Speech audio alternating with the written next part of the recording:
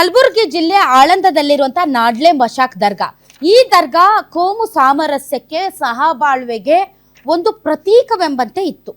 ಈ ದರ್ಗಾ ಅಥವಾ ಈ ದರ್ಗಾದ ಒಳಗಿರುವಂತಹ ಶಿವಲಿಂಗ ಇದೆಲ್ಲವೂ ಕೂಡ ನಾವು ಬಹಳ 2022ಕ್ಕಿಂತ ಮುಂಚೆ ಇದು ಒಂದು ಸೂಫಿ ಸಂತರು ಮತ್ತು ನಾವೇನು ಹೇಳ್ತೀವಿ ರಾಘವ ಚೈತನ್ಯರ ಶಿವಲಿಂಗ ಇದೆಲ್ಲವೂ ಕೂಡ ಒಂದು ಕೋಮು ಸಾಮರಸ್ಯಕ್ಕೆ ಪ್ರತೀಕವಾಗಿ ಇರುವಂತಹ ಒಂದು ದರ್ಗಾ ಅಂತ ನಾವೆಲ್ಲರೂ ಅಂದುಕೊಂಡಿದ್ವಿ. ಆದರೆ 2022ರಲ್ಲಿ ಒಂದು ಘಟನೆ ನಡೀತು.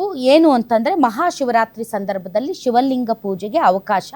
ಈ ಅವಕಾಶವನ್ನು ಬಳಸಿಕೊಂಡು ಕೆಲವರು ಹಿಂದೂ ಸಂತರು ಸೇರಿದಂತೆ ಕೆಲವರು ಹಿಂದೂ ಸಂಘಟನೆಗಳ ಕಾರ್ಯಕರ್ತರು ಅಲ್ಲಿ ನಾವು ಶುದ್ಧೀಕರಣ ಮಾಡ್ತೀವಿ ಅಂತ ಹೊರಟರು.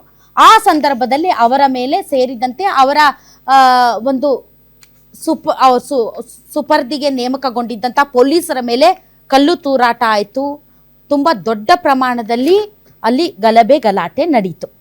ಮತ್ತು ಪ್ರತಿ ಬಾರಿಯೂ ಕೂಡ ಇಲ್ಲಿ ಏನಾಗುತ್ತೆ ಅಂತಂದರೆ ಶಿವಲಿಂಗಕ್ಕೆ ಪೂಜೆ ಅಲ್ಲಿ ಉರುಸ್ ಕೂಡ ನಡೆಯುತ್ತೆ. ಉರುಸ್ಗೆ ಅನುಮತಿ ಇರುತ್ತೆ. ಆ ಉರುಸು ಅಬಾಧಿತವಾಗಿ ಸರ್ಕಾರಗಳು ಯಾವುದೇ ಬಂದರೂ ಕೂಡ ಅದಕ್ಕೆ ಪರ್ಮಿಷನ್ ಕೊಡ್ತವೆ. ಬಟ್ ಶಿವಲಿಂಗದ ಸಂದರ್ಭದಲ್ಲಿ ಮಾತ್ರ ಪ್ರತಿ ಬಾರಿಯೂ ಕೂಡ ಸರ್ಕಾರಗಳು ಲಾ ಆ್ಯಂಡ್ ಆರ್ಡರ್ ಅನ್ನುವಂತಹ ಒಂದು ನೆಪವನ್ನು ಒಡ್ಡಿ ಪರ್ಮಿಷನ್ ಕೊಡಲ್ಲ. ಕೊನೆಗೆ ಹಿಂದೂ ಸಂಘಟನೆಗಳು ಅಥವಾ ಅಲ್ಲಿ ಯಾರು ಪೂಜೆ ಮಾಡಬೇಕೋ ಅವರು ಕೋರ್ಟ್ಗಳಿಗೆ ಹೋಗಿ ಪರ್ಮಿಷನ್ ತಗೊಂಡು ವಿತ್ ಜಿಲ್ಲಾಡಳಿತ ವಿತ್ ಪೊಲೀಸ್ ಸೆಕ್ಯೂರಿಟಿ ಹೋಗಿ ಅಲ್ಲಿ ಪೂಜೆಯನ್ನು ಮಾಡ್ಕೊಂಡು ಬರ್ತಾರೆ.